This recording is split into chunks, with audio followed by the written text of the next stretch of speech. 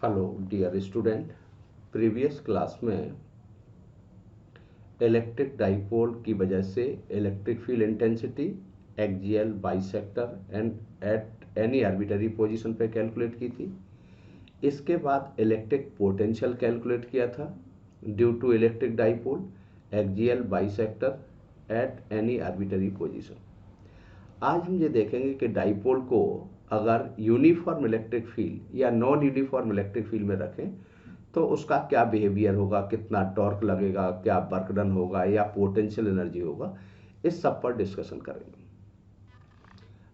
अच्छा, इस बात को लेके लग रहा बेटा कि आप लोग लगातार हमारे वीडियो को देख रहे हैं और लगातार उसका वॉच टाइम और व्यू आ रहे हैं और बड़े सपोर्टिंग व्यू आ रहे हैं, तो बहुत अच्छा लगा। सो आप सबका, सभी विद्यार्थियों का यूट्यूब चैनल पर बिलियंस फिजिक्स क्लासेस में स्वागत है बेटा। सबसे इम्पोर्टेंट है आपकी सेल्फ स्टडी। अगर इन सारी चीज़ों की स्टडी करने के बाद खुद से इम्प्लीमेंटेशन करेंगे तभी इम्प्रूवमेंट होगा। कहीं से कोई भी वीडियो देखें, कहीं से कोई राइटर किसी ऑथर से ऑथर लेके स्टडी करें, अगर सेल्फ स्टडी नहीं करोगे तो पर्पज सॉल्व नहीं होगा। तो सबसे इम्पोर्टेंट है आपका सेल्फ स्टडी, ताकि उस जो भी आप थ्योरी पढ़ रहे हैं, कॉन्सेप्ट पढ़ रहे हैं, उसको इम्प्लीमेंट कर सकें। ठीक है, तो आज हम देखेंगे डाइपोल को जब यूनिफॉर्म इलेक्ट्रिक फील्ड में रखेंगे तो क्या होता है। सो देख रहे हैं dipole in a uniform electric field, electric dipole in a uniform electric field. ये देखा, electric dipole in a uniform electric field. एक डाइपोल को हम यूनिफॉर्म इलेक्ट्रिक फील्ड में रख रहे हैं तो देख रहा है कि उस पर क्या बिहेवियर होता है। ठीक है, ये हमने एक डाइपोल ले लिया, ध्यान से देखो, ये डाइपोल ले लिया और इसको यूनिफॉर्म इलेक्ट्रिक फील्ड में रख दिया। ये डाइपोल है आपका, इस डाइपोल पर यहाँ प्लस चार्ज है। पहले तो यूनिफॉर्म इलेक्ट्रिक फील्ड बनाते हैं। ये इलेक्ट्रिक फील्ड यूनिफॉर्म होती है तो आपको पता है यूनिफॉर्म इलेक्ट्रिक फील्ड को ग्राफिकली पैरेलल लाइंस के द्वारा रिप्रेजेंट करते हैं। किसके द्वारा दिखाते हैं? पैरेलल लाइंस के द्वारा।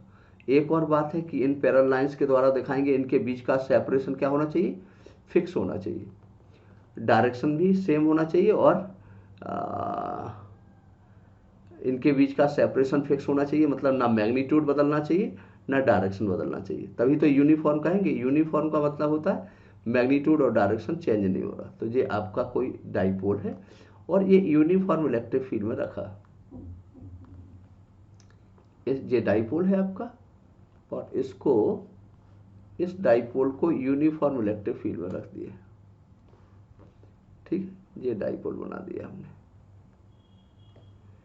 और इस डाइपोल को यूनिफॉर्म इलेक्ट्रिक फील्ड में रखा। ठीक है, अब यहाँ पे डाइपोल में, यहाँ पे डाइपोल के अंदर क्या होगा? प्लस चार्ज और माइनस चार्ज। तो ये डाइपोल है, यहाँ पे ये है आपका प्लस और माइनस चार्ज।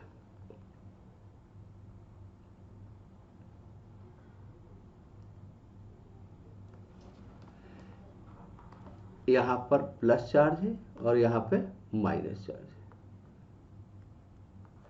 इलेक्ट्रिक फील्ड की डायरेक्शन ये दी गई, ये यूनिफॉर्म इलेक्ट्रिक फील्ड की डायरेक्शन दी गई है। यहाँ से यूनिफॉर्म इलेक्ट्रिक फील्ड दिया है E।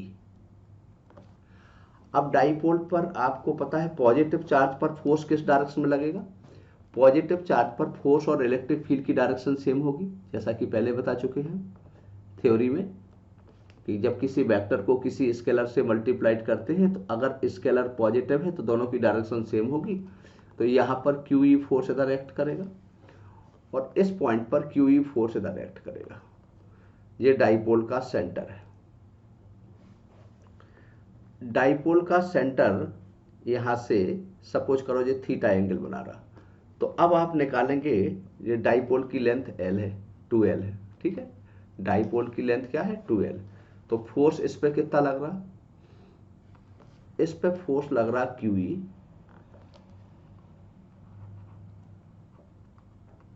और इस पे फोर्स लगेगा QE। ये वाला फोर्स जो पॉजिटिव चार्ज पर फोर्स लगेगा वो इलेक्ट्रिक फील्ड के अलोंग लगेगा, और नेगेटिव चार्ज पर जो फोर्स लगेगा वो इलेक्ट्रिक फील्ड के अपोजिट लगेगा। डाइपोल की लेंथ कितनी मान ली हमने, 2L मान ली। तो अब बताओ कि जब डाइपोल को यूनिफॉर्म इलेक्ट्रिक फील्ड में रखेंगे तो इस पर नेट फोर्स कितना होगा, 0 होगा। क्यों, प्लस QE पॉजिटिव एक्स में लग रहा और plus minus QE negative x में लग रहा। तो अब इस पर टॉर्क निकालेंगे, तो टॉर्क का मतलब होता है force multiplied by perpendicular distance. ये कपल बनाएगा और ये कपल इसको रोटेट करके इलेक्ट्रिक फील्ड की डायरेक्शन में लाने की कोशिश करेगा। देखो ये किस तरफ रोटेट करेगा, पॉजिटिव एक्स में, ये नेगेटिव एक्स में। तो डाइपोल ऐसा रखा तो ये घूम के इलेक्ट्रिक फील्ड की डायरेक्शन में रोटेट करने की कोशिश करेगा। तो जब इलेक्ट्रिक फील्ड की डायरेक्शन में रोटेट करेगा तो इस पर टॉर्क लगेगा। तो टॉर्क का फॉर्मूला आपको पता है, होता force multiplied by perpendicular distance, तो QE। और अगर डाइपोल की लेंथ L है, 2L है, तो परपेंडिकुलर डिस्टेंस हो जाएगा 2L साइन थीटा। देखो ये डाइपोल की लेंथ हो जाएगी, जिसको मैं डॉट डॉट करके बना दे रहा हूं। अगर इस एंगल को मैं थीटा ले लूं, यहां पे ये एंगल मैंने थीटा ले लिया, ये एंगल से थीटा ले लिया, तो बताओ Q into 2L sine theta हो जाएगा। ये एंगल मैंने थीटा लिया, इस एंगल को मैंने थीटा ले लिया, ये भी थीटा ही होगा। तो अब टॉर्क इक्वल टू कितना होगा, Q इंटू 2L को P लिख सकते, तो PE साइन थीटा। ये यूनिफॉर्म इलेक्ट्रिक फील्ड में डाइपोल पर torque, torque on the electric dipole in a uniform electric. अगर इसको वेक्टोरियली लिखेंगे तो क्या आ जाएगा, P क्रॉस E आ जाएगा। इस फॉर्मूले से क्लियर है कि इसकी डायरेक्शन किस किस के परपेंडिकुलर होगी, टॉर्क की डायरेक्शन। टॉर्क यहां पे देखें ध्यान से, तो टॉर्क परपेंडिकुलर टू P होगा क्रॉस प्रोडक्ट की प्रॉपर्टी से, and torque perpendicular to E होगा। टॉर्क की डायरेक्शन P और E दोनों की कैसी होगी, परपेंडिकुलर। तो ये जब टॉर्क को यूनिफॉर्म इलेक्ट्रिक फील्ड में रखेंगे तो टॉर्क का फॉर्मूला होगा PE साइन थीटा, या P क्रॉस E होगा। अब इस फॉर्मूले पे कुछ केस कर रहे हैं। केस नंबर फर्स्ट, अगर यहां थीटा 0 कर दे, if theta equal to 0, theta 0 कहने का मतलब dipole movement, electric dipole electric field के पैरेलल रखा है, तो इलेक्ट्रिक फील्ड के पैरेलल रखा है तो टॉर्क की वैल्यू 0 होगी। केस सेकंड करते हैं, if theta equal to 180 degree करते हैं, ये आपका 0 डिग्री था, ये 180 डिग्री मीन्स पाई रेडियन, तो क्या आ जाएगा, तो भी टॉर्क 0 होगा। यहां पे क्या होगा, that is P opposite to E है, PE के अपोजिट है। केस थर्ड कर दें,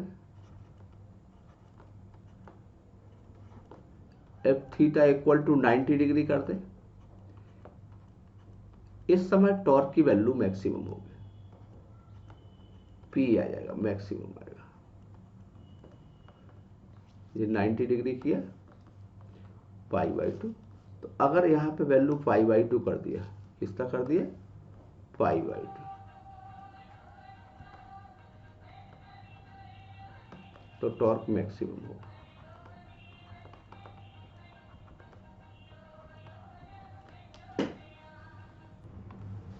आपने देखा कि जब डाइपोल को यूनिफॉर्म इलेक्ट्रिक फील्ड में रखते हैं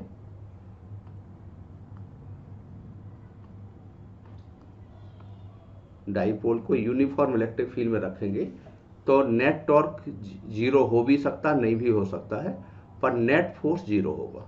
नेट फोर्स क्या होगा, तो अगर स्पेशल पॉइंट निकाल के देखें तो क्या निकल के आया, जब भी dipole, when dipole is placed in a uniform electric field, when electric dipole is place in a uniform electric field में रखा, तो नेट फोर्स ऑलवेज जीरो होगा। नेट फोर्स क्या होगा? ऑलवेज जीरो होगा। It means there is no translatory motion, there is no translatory motion. तो dipole को अगर यूनिफॉर्म इलेक्ट्रिक फील्ड में रखें तो ट्रांसलेशन मोशन नहीं होगा। नेट टॉर्क में और मे नॉट जीरो। अगर टॉर्क जीरो नहीं है तो it consist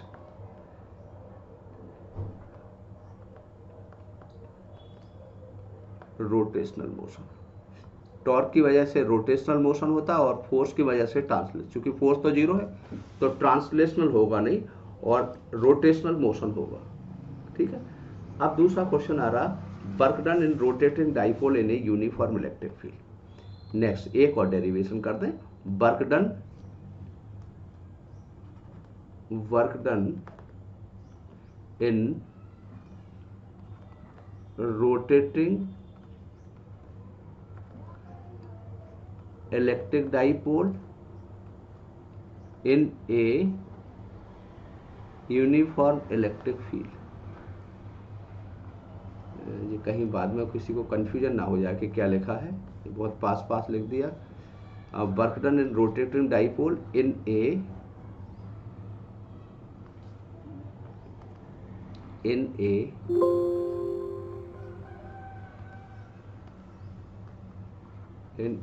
uniform electric field. अब कोई दिक्कत नहीं होगी। एक डाइपोल को यूनिफॉर्म इलेक्ट्रिक फील्ड में रखें तो रोटेट करने में कितना वर्क करना पड़ेगा। अब वर्क के लिए वर्क हमेशा किसके साथ एसोसिएटेड होता है? या तो फोर्स के साथ होता है या टॉर्क के साथ होता है। वर्क की दो ही कंडीशन होगी, या तो किसके साथ होगा? फोर्स के साथ। चूंकि यूनिफॉर्म इलेक्ट्रिक फील्ड में फोर्स तो है नहीं, इसका मतलब वर्क यहाँ पे वर्क होगा ड्यू टू टॉर्क। तो वर्क इक्वल टू क्या होता है? वर्क इक्वल टू होता है force multiplied by force into displacement का डॉट प्रोडक्ट होगा। यहाँ टॉर्क इंटू एंगुलर डिस्प्लेसमेंट का डॉट प्रोडक्ट होगा। W equal to tau into d theta. क्योंकि यहाँ पे जो वर्क हो रहा वो किस मोशन की वजह से हो रहा? रोटेशनल मोशन की। W इक्वल टू कितना होगा? टॉ को क्या लिखोगे? अभी भी लिखा है PE sine theta D theta. Total work done निकालोगे तो इंटीग्रेट करोगे, तो PE sine theta D theta limit theta 1 से थीटा 2। मान लो डाइपोल पहले यूनिफॉर्म इलेक्ट्रिक फील्ड से थीटा का एंगल बना रहा था, कुछ देर के बाद रोटेट करने पे थीटा 2 का एंगल बना रहा, तो वर्क डन कितना आ जाएगा? वर्क डन का फॉर्मूला आएगा PE इंटीग्रेट कर लोगे cos theta 1 minus cos theta 2। इस पर भी केस फर्स्ट कर दें। अब थीटा 1 जीरो कर दें,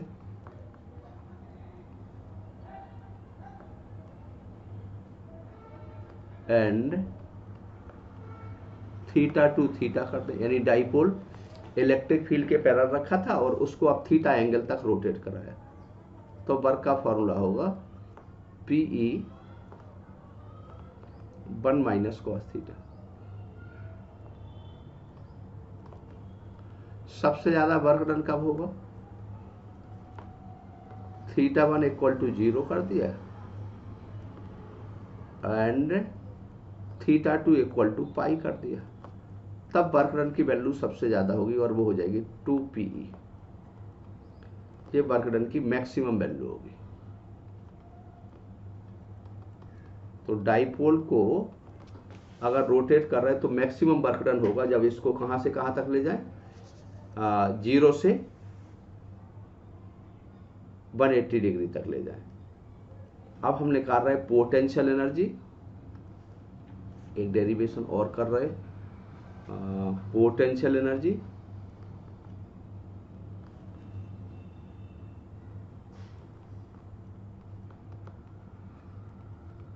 of electric dipole in a uniform electric field. Potential energy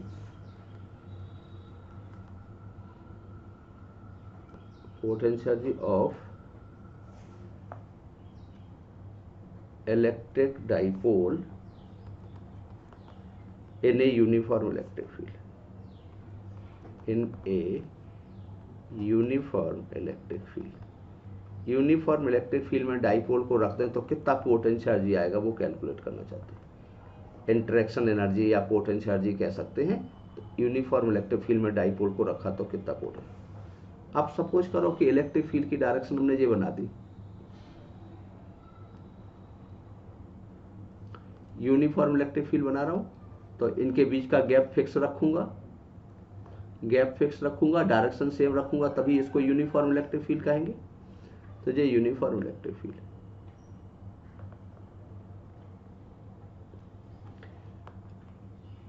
ये यूनिफॉर्म इलेक्ट्रिक फील्ड। अब सपोज करो ये डाइपोल ऐसा रखा है,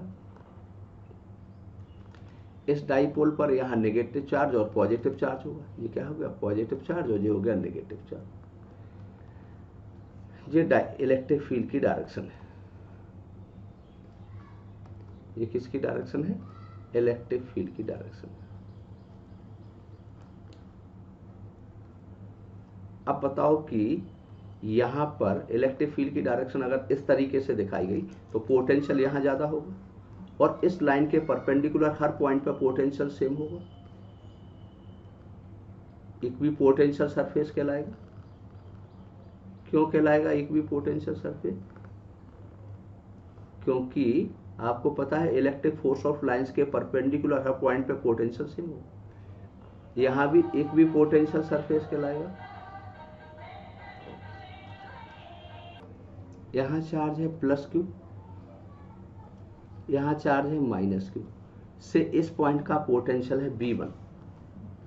इस लाइन के हर पॉइंट का पोटेंशियल आपने कह दिया B1 है, इस पॉइंट का पोटेंशियल V2। ये आपने यहां पर फोर्स ऑफ लाइंस बनाई थी। चलो, तो ये V1 V2 आ गया,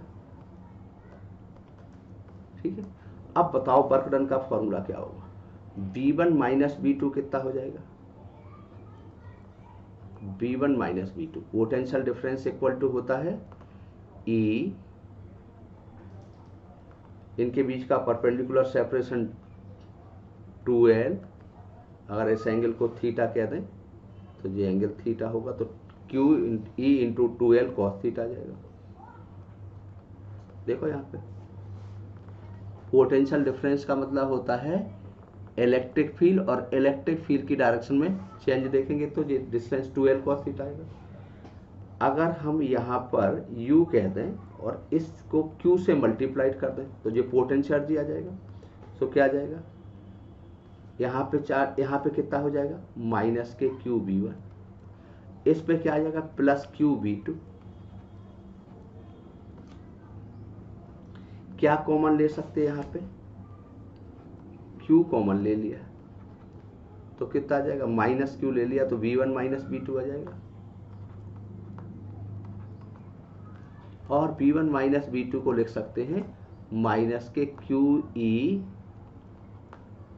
2L साइन थीटा, और Q इंटू 2L को P लिख सकते हैं। तो पोटेंशियल एनर्जी का फॉर्मूला कितना आ जाएगा, पोटेंशियल एनर्जी का फॉर्मूला आ गया U इक्वल टू माइनस के PE cos थीटा। यहां पर भी 3 केस आएंगे। एक तो पोटेंशियल एनर्जी निकालने का तरीका ये होगा, किसी को इसका अल्टरनेट देखना हो तो अल्टरनेट ये होता है,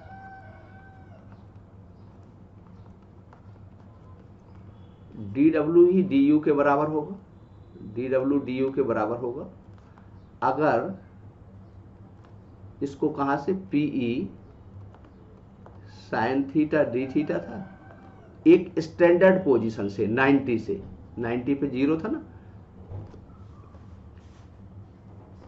या 90 पे आपने देखा था टॉर्क मैक्सिमम था, तो किसी स्टैंडर्ड पोजीशन से किसी एंगल तक ले जाने में जो वर्क करना पड़ेगा वो आपका पोटेंशियल एनर्जी आ जाएगा। ये दूसरा तरीका होता है। पोटेंशियल एनर्जी किसी स्टैंडर्ड पैरामीटर से मेजर करी जाती है, तो भी यहाँ पर करोगे तो क्या जाएगा, माइनस PE cos थीटा। ये एक दूसरा तरीका है। मैं इस पर कह रहा था 3 केस होंगे, तो मैं जल्दी से इस पर केस और कर दूं। Case number first, if theta equal to 0 कर दें। थीटा 0 कहने का मतलब that is P parallel to E है, यानी डाइपोल इलेक्ट्रिक फील्ड के पैरेलल रखा है, तो पोटेंशियल एनर्जी की वैल्यू मिनिमम होगी और माइनस PE होगा। और इस समय डाइपोल स्टेबल इक्विलिब्रियम में होगा। कैसे में होगा, स्टेबल इक्विलिब्रियम में होगा। Case second, if theta equal to 180 that is P anti parallel to E, PE के एंटी पैरेलल है, तो पोटेंशियल एनर्जी मैक्सिमम होगी और PE होगा और ये अनस्टेबल इक्विलिब्रियम में होगा। और आपको पता है SHM की पॉसिबिलिटी स्टेबल में होती है, अनस्टेबल में कभी नहीं होती। तो ऊपर वाली कंडीशन में SHM की पॉसिबिलिटी हो सकती है। केस थर्ड कर दें, if theta equal to 90 degree कर दें, दैट इज PE के परपेंडिकुलर है, सो U की वैल्यू 0 होगी और इसको बोलेंगे न्यूट्रल इक्विलिब्रियम। क्या बोलेंगे, न्यूट्रल इक्विलिब्रियम। बस यहाँ तक आज बात करेंगे। आप सबका विलियम्स फिजिक्स क्लासेस में स्वागत है बेटा। आप सब लोगों ने हमारा बड़ा सपोर्ट किया, जितने भी स्टूडेंट क्लास में आ रहे हैं और लगातार वीडियो को देख रहे हैं। और सबसे अच्छी बात है कि जो आपके लाइक्स आए वो लगातार पॉजिटिव लाइक्स आए हैं और आपने लगातार लिखा है कि हमारे इससे हमारा बहुत बड़ा पर्पज सॉल्व हो रहा। तो इस चीज़ को लेके एक टीचर को क्या चाहिए, एक टीचर हमेशा ही चाहता है कि वो अपने स्टूडेंट को एक्सट्रीम पोजीशन पे देखना चाहता है। अगर मुझसे बंद कमरे में पूछे कि आप सबसे ज़्यादा प्लीज कब होते हैं, तो मेरे पास एक ही सेंटेंस होता है, मेरी सबसे बड़ी धरोहर मेरा विद्यार्थी है और वो एक्सट्रीम पोजीशन पर पहुंच जाए सक्सेस की। बस यही हम देखना चाहेंगे बेटा, और इसी के लिए सतत प्रयास कर रहे हैं और आप लोगों का सपोर्ट भी लगातार मिल रहा। सो बस इतना और कहूँगा कि इस चैनल को सब्सक्राइब भी करें बेटा, शेयर करें, ताकि ये चीज़ें और लोगों तक पहुंच सकें। और चूंकि ये कम्प्लीटली फ्री चैनल है, इसमें कोई किसी पे चार्ज नहीं है, मैं लाइव क्लास भी इस पे लेता हूँ विदाउट एनी चार्ज, तो आपको कहीं कोई दिक्कत नहीं होता, कहीं से भी कोई भी स्टूडेंट देख सकता है।